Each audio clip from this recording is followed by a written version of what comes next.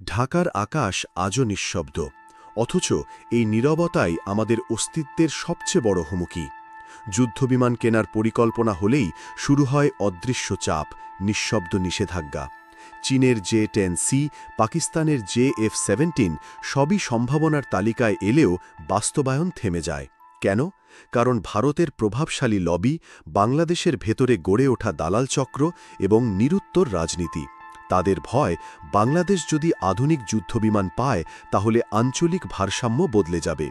এই দালালরা কৌশলে যুদ্ধবিমানকে বিলাসিতা হিসাবে তুলে ধরে, গণমাধ্যমে চাপ প্রয়োগ করে, গবেষণা ও সেমিনারে ভীতি ছড়ায়।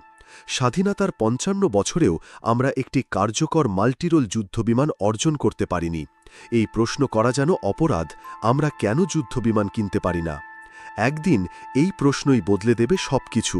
আমরা নিশ্চুপ থাকব না, কারণ আকাশ আমাদের, স্বাধীনতা আমাদের, আর সেটি কেউ অনুমতির ভিত্তিতে দেবে না।